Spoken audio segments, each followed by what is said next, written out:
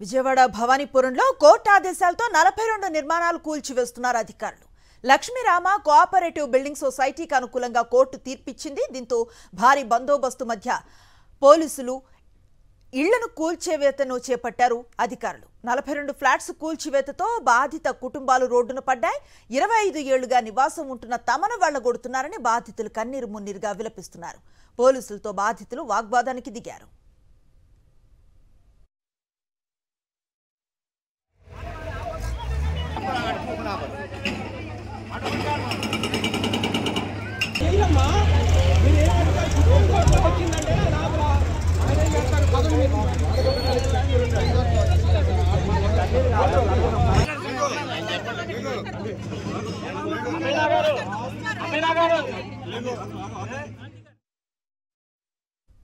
మరింత సమాచారాన్ని మా ప్రతినిధి సురేంద్ర అందిస్తారు. విజయవాడలో 42 ఫ్లాట్లకు సంబంధించి వివాదం కొనసాగుతూనే ఉంది. తమ ఫ్లాట్లంటూ ఓనర్ చెప్తుంటే లక్ష్మీ కోఆపరేటివ్ సొసైటీకి సంబంధించిన మాది అంటూ కోర్టుకి ఎక్కారు. ఈ నేపథ్యంలో ఆ కోర్టు లక్ష్మీ కోఆపరేటివ్ సొసైటీకి అనుకూలంగా ఉండడంతో ఉదయం ఈ ఫ్లాట్లన్నీ కూడా దాదాపు 42 ఫ్లాట్లు ఏవైతే ఉన్నాయో అన్నింటినీ కూడా పోలీసుల సమక్షంలో పూర్తిగా ధ్వంసం చేసిన పరిస్థితి కనిపిస్తుంది. గతంలో కూడా డిస్మాంటిల్ చేయడానికి వచ్చినప్పుడు వీళ్ళంతా అడ్డుకున్నారు, సుప్రీంకోర్టుకి వెళ్ళారు. సుప్రీంకోర్టులో కూడా ఈరోజు విచారణ ఉన్న నేపథ్యంలో ఆర్డర్స్ ఉన్నాయని చెప్తున్నా కానీ కూల్చారంటూ కూడా వీళ్ళంతా బాధితులు ఆరోపిస్తున్నారు పరిస్థితి కనిపిస్తుంది. దానికి సంబంధించి మనతో పాటు బాధితులు ఉన్నారు. ఉదయం నుంచి కూడా ఎంతమంది వచ్చారు, అసలు ఏం జరిగింది అనే అంశాలు కూడా వాళ్ళు అడిగి తెలుసుకుందాం. సరే, ఏ టైంకి ఇక్కడికి వచ్చారు? అంటే ఇప్పటికే మీరు కోర్టులో ఉన్న అంశం కదా, కోర్టులో ఉందని చెప్పినా కానీ కూల్చిన పరిస్థితి ఏం చెప్తారు దాన్ని? ఏమండి, ఈ స్థలాలు మేము 98లో కొనుక్కుంటే 2001లో మాకు రిజిస్ట్రేషన్ జరిగినాయండి. అప్పటి నుండి ఇన్ని సంవత్సరాలు చాలా చేతులు కూడా మారినాయి. అంతకుముందు ఏమీ లేదు. 2017లో ఒక నోటీస్ వచ్చింది, సార్ ఇది గొడవల్లో ఉందని. గొడవల్లో ఉంటే ముందే మాకు ఆ రిజిస్ట్రేషన్ ఆపేయాలి, లేదా ఇక్కడ నోటీస్ బోర్డు అన్నా పెట్టాలి. ఏమీ లేకుండా డైరెక్ట్గా నోటీస్ పంపారు. అది మనకి ఎవరికి తెలియదండి. చాలామంది ఆడపిల్లలు గల్లోళ్ళు కట్నం కింద కూడా ఇస్తే ఇది గొడవల్లో ఉందని ఆడపిల్లల్ని ఇంటికి కూడా పంపించారండి. అయితే 2001లో రిజిస్ట్రేషన్ అయితే 2017లో నోటీస్ వచ్చిందండి. ఇన్ని సంవత్సరాలు ఏం చేస్తున్నారు? ఇన్ని సంవత్సరాలు తెలిసి కూడా ఇన్ని సంవత్సరాలు మన రిజిస్ట్రేషన్ ఆఫీసులో రిజిస్ట్రేషన్ కూడా జరుగుతున్నాయి. అప్పుడు ఎందుకు ఆపలేదండి? అప్పుడు ఆపాలి కదా, ఇంతమంది అన్యాయం అయిపోయేవాళ్ళు కాదు కదా. సరే, 2017లో నోటీస్ వచ్చింది. తర్వాత మాకు తెలియదు కేసు ఇప్పటికీ జరుగుతూనే ఉంది, సుప్రీంకోర్టులో జరుగుతుంది. ఈరోజు సుప్రీంకోర్టులో 10:45కో 11కో ఆపమని లెటర్ ఇస్తే ఆ లెటర్ మేము తెస్తున్నామండి ఆగండి అంటే మాకు అలా కుదరదు, హార్డ్ కాపీయే కావాలని చెప్పేసి మొత్తం అండి 42 ఫ్లాట్లు అన్యాయంగా అందరూ మిడిల్ క్లాస్ అండి. ఒక్కళ్ళు కూడా కోటీసులు కానీ ఎవ్వరు లేరు. ఒకళ్ళు ఆర్టీసీ డ్రైవర్ అండి ఆయన. నేను ఎక్స్ సర్వీస్ మ్యాన్. మా నాన్న మిలిటరీ నుంచి రిటైర్డ్ అయిన డబ్బులతో అది కొన్నాడు. అదొక్కటే మాకున్నది. అది ఈ రోజుకి ఆ రేకుల షెడ్ మాది పడేసారి మేము రోడ్డు మీద పడ్డామండి. కానీ సుప్రీంకోర్టులో 11 ఇంచుమించుగా 11 ఏం చేయొద్దని చెప్పినా అమీనాలు వచ్చారు, లాయర్లు వచ్చారు. మేము మాట్లాడండి అండి లాయరు, లేదా కాపీ తెస్తామంటే లేదు, ఇలా కుదరదు, మేము మాట్లాడాం, ఇవన్నీ కాదు, మాకు హార్డ్ కాపీయే కావాలి అని సుప్రీంకోర్టు తీర్పును కూడా ధిక్కరిస్తారండి. ఇది కేవలం వాళ్ళు మరి డబ్బు తీసుకొని అన్యాయం చేశారో ఏంటో కానీ మాకు తెలియదండి. దయచేసి మన ముఖ్యమంత్రి బాబు గారు కానీ, పవన్ కళ్యాణ్ గారు కానీ, లోకేష్ గారు కానీ ఎవరన్నా మా ఎందుకు దయతలిచి వచ్చి మాకు న్యాయం చేయగలరని కోరుతున్నానండి. సరే, అసలు అంశం ఏంటంటే ఇప్పటికే లక్ష్మీ కోఆపరేటివ్ సొసైటీ మాది అంటూ వాళ్ళు ఇప్పటికే 2-3 సార్లు ఇక్కడికి వచ్చిన పరిస్థితి. లాస్ట్ టైం కూడా కూలగొట్టే ప్రయత్నం చేస్తే అంతా కలిసి అడ్డుకున్నారు. అప్పుడు కూడా కొంత గ్యాప్ ఇచ్చిన పరిస్థితి. కానీ ఈ రోజు మళ్ళీ సేమ్ కూల్చివేతలు కొనసాగాయి. ఈ రోజు వాయిదా ఉందండి అని చెప్పి ఈ కాగితం వాళ్ళు చూపించాం. మేము వాయిదా ఉండి ఆఫ్ చేయండి అని. వాళ్ళు ఏంటంటే మేము ఆఫ్ చేయము, మేము వచ్చేసాం కొట్టేస్తాం. ఎందుకంటే ఇవాళ మాకు supreme court in favour of us order వచ్చింది అన్న సంగతి వాళ్ళకి తెలిసి అది వచ్చేలోపు కొట్టేశారన్నమాట. అందరి 11 కల్లా కొట్టేశారు సార్. మా అన్ని 11కి మాకు వచ్చింది ఆర్డర్ వచ్చింది ఇన్ ఫేవర్ ఆఫ్ అస్ అని చెప్పని.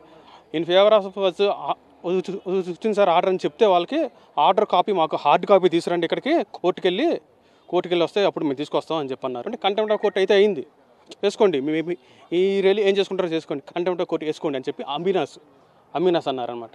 ఏం చేసుకుంటారో చేసుకోండి అని చెప్పి అసలు రెక్లెస్గా చెప్పేశారు. వాళ్ళు అసలు ఏంటంటే అమీనాల్లాగా కనబడతలేదు, కోర్టు యొక్క ఆర్డర్స్ని ఒబే చేసే వాళ్ళ కనబడతలేదు. వాళ్ళు ఇష్టం వచ్చినట్టుగా అసలు ఊపులాటలోనూ మాటలు అన్నీ చేసేసి మమ్మల్ని అవతలకి నెట్టేసి ఇది మొత్తం కూల్చేసారు అనమాట. ఇప్పుడు ఏంటంటే మాకు ఇన్ ఫేవర్ ఆఫ్ అస్ వచ్చింది ఆర్డర్. ఇప్పుడు మరి హౌసెస్ అన్ని అమలు అయిపోయినాయి కదా, దీనికి మరి ఎవరు చేస్తారు సార్? ఇప్పుడు అనుకూలంగా వచ్చింది, వచ్చింది మాకు, మరి అనుకూలంగా వచ్చింది. మరి ఇప్పుడు ఏం చేస్తారు వీళ్ళు? టైం ఇచ్చారు మాకు, ఇంకా టైం ఇచ్చారు, మీరు దీనికి ఫైట్ చేసుకోండి అని చెప్పి ఇచ్చారు టైం మాకు. మరి ఇప్పుడు ఇంకేముంది మాకు? ఇక్కడ అంత కూల్చేసారుగా. గతంలో ఎక్కడైతే ఫ్లాట్లు కొన్నారో ఆ టైంలో కూడా లీగల్ ఇష్యూస్ వచ్చినప్పుడు పేపర్లో నోటిఫికేషన్ ఇచ్చాము, దానికి కూడా ఎవరు రెస్పాండ్ కాలేదు. తర్వాత ఈ ల్యాండ్కి సంబంధించి వివాదంలో ఉన్నప్పుడు బయట ఒక బోర్డు పెట్టాలి, ఆ బోర్డు కూడా ఏ విధంగా పెట్టలేదని చెప్పి వీళ్ళంతా ప్రశ్నిస్తున్నారు. అది ఈ ప్రశ్నలన్నీ కూడా ప్రభుత్వం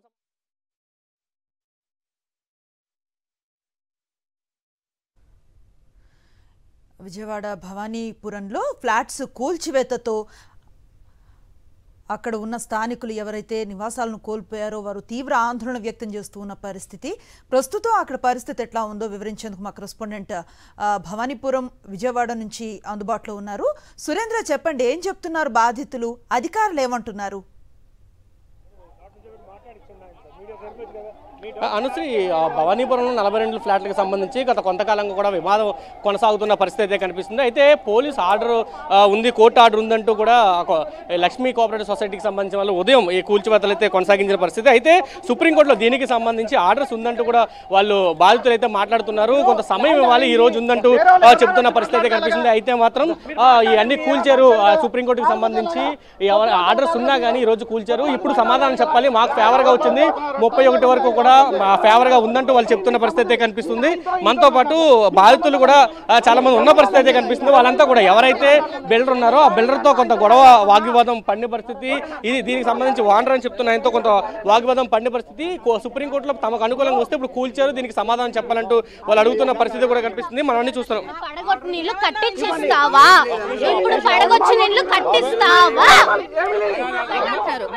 మేము అక్కడ మా సైట్ లో మేము నిల్చొని మేము బాధపడుతుంటే లాయర్ గారు వచ్చి ఇది మా సైట్, మీకు రైట్ లేదు వెళ్ళిపోండి అంటే నేను అన్నాను, మీలా మీకుంది, మాలా మాకు వస్తుంది, వెయిట్ చేయండి అన్నాను. ఒకరుగా సిగరెట్ కాలుస్తూ మా మీద సవాల్ చేశాడు. చెప్పండి ఇప్పుడు న్యాయము? ఇది గవర్నమెంట్ గా సెంట్రల్ దాకా వెళ్ళాలి, 42 మంది కడుపుమంట, ఇది ఒక్కరికి ఇద్దరిది కాదు చెప్తున్నారు. చూస్తే మొత్తం అనుకూలంగా వచ్చింది, సమాధానం చెప్పాలంటూ కూడా వాళ్ళు అడుగుతున్న పరిస్థితి. ఇతను మొత్తానికి రెస్పాన్సిబిలిటీ ఇతను సార్, ఇతను లాయర్, మీతో అందరూ సంబంధం లేదు. ఇప్పుడు ప్రతి ఒక్కరు అటాక్ చేసి మా మీద అటాక్ చేయడానికి సిద్ధంగా ఉన్నారు. పోలీసులతో పాటు వైఎస్ఆర్ కాలనీ, లేదు ఇంచిపేట, మల్లికార్జుగిరి మనుషులు తీసుకొచ్చి అటాక్ చేపిస్తున్నాడు, చూస్తున్నాడు. Blade batch, కంచా batch. ఇప్పుడు మాకు సుప్రీంకోర్టు నుంచి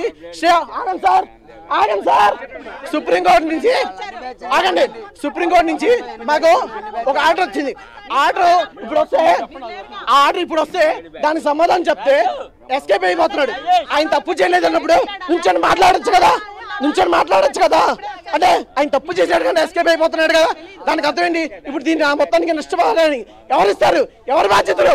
అంటే మీ కష్టపడి ఇవన్నీ కట్టుకుంటే వీళ్ళు వచ్చి కూల్చేస్తారా? ఏ రకంగా కూల్చేస్తారు? చర్చి కాబట్టి కూల్చానని చెప్పడానికి సమాధానం నాకు, అది చర్చి కాబట్టి నేను కూల్చానని నాకు సమాధానం చెప్తున్నాడు ఆయన. మీకు పునాదులు తీసి మీకు అన్నాడు, మా సమాధులు కట్టాను, ఈ ఇళ్ళని పడేసి మీ అందరికి సమాధులు కట్టా అన్నాడు. ఆ లాయర్, ఇదిగో ఈ లాయరే అన్నది సమాధులు కట్టానన్నాడు. మీకు సమాధులు కట్టాను, ఇల్లు పడేసి మీకు సమాధులు పద్ధతి అదేనా అండి? ఆర్డర్ వచ్చింది, 1 గంట ఆగండి అంటే 1 గంట ఆగండి, ఆర్డర్ వస్తుంది, పడగొట్టొద్దు అంటే ఏం చేసుకుంటావు చేసుకో, ఎక్కించండి రా, అమ్మాయి మీదకి ఎక్కించండి రా అన్నాడు. కంటెంప్ట్ ఆఫ్ కోర్ట్ అయితే మీకంటే కంటెంప్ట్ అయితే అయిందండి, ఏం చేసుకుంటారు చేసుకోండి మీరు అని చెప్పన్నారు సార్ నాతో. అమీనా గారు ఎవరో ఒక ఆయన, అమీనా గారు, అవన్నీ రికార్డులు ఉన్నాయి చూస్తున్నాం. మాట్లాడలేడా అంటే ఆయన తప్పు చేశారు కాబట్టి